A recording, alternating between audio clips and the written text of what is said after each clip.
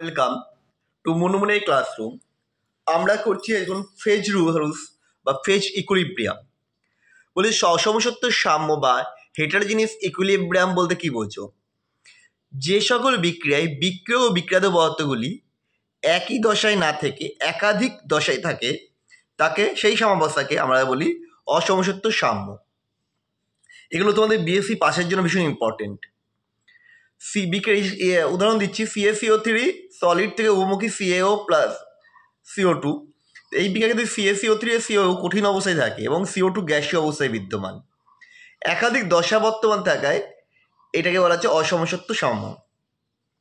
উদাহরণস্বরূপ সংজ্ঞা বলেছে, দশা হলো সিস্টেমের সেই অংশ যা অন্য অংশ থেকে ভৌত প্রকৃতিতে পৃথক এবং যান্ত্রিকভাবে পৃথকীকরণযোগ্য, মানে আলাদা করা যাবে, সেপারেট করা যাবে। একটি দশা নিজে সমসত্ব এবং নির্দিষ্ট সীমারেখা দ্বারা আবদ্ধ থাকে। যেমন একাধিক গ্যাসের মিশ্রণ একটি মাত্র দশা সৃষ্টি করে, গ্যাসীয় দশা। তাই এখানে দশাটা ফেজ পি হচ্ছে 1। জল বরফ জল বাষ্প, জলীয় বাষ্প সমাবস্থার অবস্থানকারী এই সিস্টেমের ক্ষেত্রে দশার সংখ্যা হবে 3। কারণ এক্ষেত্রে যদিও উপাদান H2O সেম সব ক্ষেত্রেই, কিন্তু ভৌত অবস্থা 3টে হয়ে গেছে, কঠিন, তরল আর গ্যাস। NaCl এর জলীয় দ্রবণ সমসত্ব সিস্টেম, তাই এক্ষেত্রে দশার সংখ্যা পি হচ্ছে 1। কিন্তু NaCl এর সম্পৃক্ত দ্রবণ যা কঠিন NaCl এর সাথে সাম্যাবস্থায় আছে সেখানে দশার সংখ্যা 2। কারণ কঠিন NaCl একটা দশা আর LaC জলীয় দ্রবণ আরেকটা দশা। আশা করছি তোমরা দশা ব্যাপারটা বুঝতে পেরেছো। চলো পরেরটা, দশার সংখ্যা নির্ণয় করতে হবে। কি, জল আর ইথানল। দেখো জল আর ইথানল দুটোই মানে মিশে গেছে পরে মিশ্রণযোগ্য তরল, ফলে এটা সমসত্ব মিশ্রণ তৈরি করবে, ফলে এটা একটি মাত্র দশা হবে, ফেজ 1 P1। বদ্ধপাতের আর জল আর ইথানলের বাষ্প, বদ্ধপাতে যেমন বাষ্পীয় অবস্থাও যাবে, মানে তরল দশা যেমন সৃষ্টি করছে তেমন বাষ্প আবদ্ধ বাষ্প সৃষ্টি হচ্ছে, কিছু বাষ্প রয়েছে, তাই এখানে দশা হয়ে যাবে 2, ফেজ 2। জল ও ক্লোরোফর্ম মিশ্রণের পরে সে মিশে নাও অমিশ্রণযোগ্য তরল, তাই এখানে দুটো ফেজ হবে, ফেজ 2। সংকর ধাতু, এটা তো সমসত্ব মিশ্রণ, তাই ফেজ 1। নাইট্রোজেন, হাইড্রোজেন ও অক্সিজেন গ্যাসের মিশ্রণ, গ্যাসগুলো মিশে গিয়ে একটাই দশা সৃষ্টি করে, তাই ফেজ 1। CaCO3 CaO আর CO2, এখানে দেখো দুটো একটা মানে দশা হওয়া উচিত ছিল, একটা কঠিন একটা গ্যাস, কিন্তু CaCO3 আর CaO ভৌত ধর্ম আলাদা এবং এদের আলাদা প্রকৃতি আলাদা হওয়ার জন্য এখানে 3টে দশা হবে, পৃথক করা যাবে, তাই ফি হচ্ছে 1। এরপর হচ্ছে কম্পোনেন্ট বা অবয়ব কাকে বলে। কোনো সিস্টেমে অবয়বের সংখ্যা কীভাবে নির্ণয় করব? কোনো সিস্টেমে একাধিক রাসায়নিক উপাদান সম্পন্ন হতে পারে, কিন্তু সর্বনিম্ন যতগুলি নিরপেক্ষ রাসায়নিক উপাদানের সাহায্যে ওই সিস্টেমের প্রত্যেকটি দশার সংযুক্তি প্রকাশ সম্ভব, তাই হলো ওই সিস্টেমের অবয়ব সংখ্যা বা কম্পোনেন্ট সি। বরফ, জল, বাষ্প, এই সাম্যাবস্থার ক্ষেত্রে কম্পোনেন্ট হবে দশার সংখ্যা হচ্ছে 3, মানে P3 ফেজ 3, কিন্তু 3টি দশার সংযুক্তি H2O উপাদান দ্বারা প্রকাশ করা সম্ভব, তাই অবয়ব হচ্ছে সি হচ্ছে 1। আবার বিষয়টিকে এভাবে ব্যাখ্যা করা যেতে, এখানে দুটি সাম্যাবস্থা বর্তমান, একটা বরফ জল, একটা জল জলীয় বাষ্প। এই দুটি সাম্যাবস্থায় উপাদানগুলির সংযুক্তি সাম্যধ্রুবক দ্বারা সম্পর্কিত, তাই উপাদানগুলির মধ্যে সম্পর্কিত সমীকরণের সংখ্যা 2, তাই ক্ষেত্রে বলা যায় অবয়ব সংখ্যা কম্পোনেন্ট ইকুয়াল টু উপাদানের সংখ্যা S মাইনাস সম্পর্কযুক্ত সমীকরণের সংখ্যা R। এরপরে আসছে অবয়ব সংখ্যা নির্ণয় করতে বলেছে। দেখো নাইট্রোজেন এবং অক্সিজেন গ্যাসের মিশ্রণ, দুটো গ্যাসের মিশ্রণে দশা সি হচ্ছে 1, আর এটাকে গ্যাসীয় সংযুক্তি দ্বারা প্রকাশ করতে হবে নাইট্রোজেন অক্সিজেনে করতে গেলে।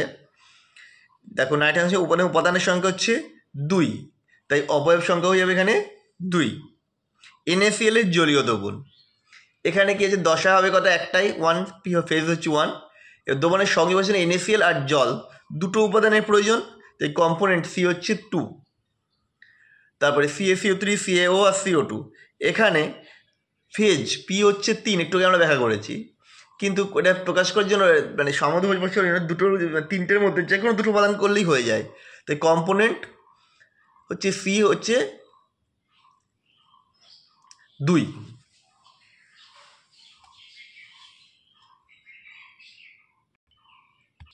NH4Cl সলিড, বহুমুখী, NH3 আর হচ্ছে HCl। এক্ষেত্রে উপাদানের সংখ্যা এস হচ্ছে কম্পোনেন্ট, এই উপাদানের সংখ্যা এস হচ্ছে 3। আর কি না অ্যামোনিয়াম ক্লোরাইড, অ্যামোনিয়া আর HCl। কিন্তু অসময় সাম্যতা কী হয়? Kp equal to PnH3 PHCl। তাহলে PnH3 PHCl উপাদানগুলির অংশচাপ, তাহলে ওপরের বিক্রিয়ার জন্য PnH3 ইকুয়াল টু PHCl। তাহলে এক্ষেত্রে কী হয়ে যাবে? আর উপস্থিত সম্পৃক্ত সমীকরণের সংখ্যা হবে 2, অর্থাৎ অবয়ব সংখ্যা হবে C equal to S minus R, মানে 3 - 2 = 1। পরেরটা দশার সাথে সম্পর্কিত স্বাতন্ত্র্য মাত্রার সংজ্ঞা। সাম্যাবস্থায় কোনো সিস্টেমকে সম্পূর্ণভাবে নির্দেশ করার জন্য সাম্যাবস্থা নিয়ন্ত্রণকারী তাপমাত্রা, চাপ ও গাঢ়ত্বের মধ্যে ন্যূনতম যে কটি অবস্থার কারকের প্রয়োজন হয়, যেটা ব্যাখ্যা যে কটা জিনিস দরকার, কম্পোনেন্ট দরকার, সেইগুলি হলো ওই সিস্টেমের স্বাতন্ত্র্য মাত্রা। আচ্ছা, স্বাতন্ত্র্য মাত্রা নির্ণয় করব কী করে? বিশুদ্ধ গ্যাসের ক্ষেত্রে দেখি, নির্দিষ্ট পরিমাণ বিশুদ্ধ গ্যাসের ক্ষেত্রে অবস্থার কারকগুলি হলো টেম্পারেচার, প্রেশার অ্যান্ড ভলিউম। এই তিনটি অবস্থা কারকের মধ্যে আদর্শ গ্যাস সমীকরণ PV ইকুয়াল টু RT বা বাস্তব গ্যাস সমীকরণ দ্বারা সম্পর্কিত। এই তিনটি কারকের যে কোনো দুটির মান নির্দিষ্ট হলে অপরটির মান স্বাভাবিকভাবে নির্দিষ্ট হয়ে যাচ্ছে। তাই এক্ষেত্রে স্বাতন্ত্র্যের মাত্রা হচ্ছে ফ্রিডম 2। জল, জলীয় বাষ্প। জলের সাথে সাম্যাবস্থায় অবস্থিত বাষ্প, এই সিস্টেমে অবস্থার কারক হলো তাপমাত্রা, চাপ। এখন নির্দিষ্ট তাপমাত্রা হলে পারে চাপটাও নির্দিষ্ট হবে। সুতরাং তাপমাত্রা বা চাপের মধ্যে যে কোনো একটা নির্দিষ্ট হলেও অপরটি নির্দিষ্ট যায়। তাই এক্ষেত্রে স্বাতন্ত্র্য মাত্রা বা ফ্রিডম হচ্ছে 1। হিমাঙ্কে অবস্থিত জল, এক্ষেত্রে জল, বরফ জল এই সাম্যাবস্থাতে বজায় থাকে। অবস্থাকারক তাপমাত্রা এবং চাপ এই দুটোর মধ্যে যে কোনোটিতে তাপমাত্রা, জলের হিমাঙ্ক 0 ডিগ্রি সেন্টিগ্রেডের নির্দিষ্ট, এখানে হিমাঙ্ক হন তখন 0 ডিগ্রি নির্দিষ্ট, ফলে চাপও নির্দিষ্ট হয়ে যায়। তাই এক্ষেত্রে স্বাতন্ত্র্য মাত্রা F ইকুয়াল টু 1। বরফ, জল, জলীয় বাষ্প, এটা কিন্তু কিছুই করা যাবে না, কারণ তিনটে দেশের মধ্যে সমাবস্থা করে শুধুমাত্র নির্দিষ্ট উষ্ণতা 0 ডিগ্রি সেন্টিগ্রেড ও নির্দিষ্ট চাপেই সম্ভব। এখানে দুটোই নির্দিষ্ট, কোনোটাই নিরপেক্ষ নয়, তাই এখানে ফ্রিডম হচ্ছে 0। সংকট বিন্দু অবস্থিত তরল।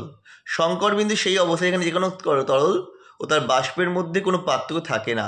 এক্ষেত্রে তাপমাত্রা ও চাপ দুটো কারকের মানই নির্দিষ্ট হয়ে যায়, ফলে এক্ষেত্রেও ফ্রিডম হচ্ছে 0। তো আশা করি তোমরা সংজ্ঞা কটা তিনটে বুঝতে পেরেছো। যে মূলত তিনটে সংজ্ঞা বললাম, ফেজ, কম্পোনেন্ট আর হচ্ছে দশা।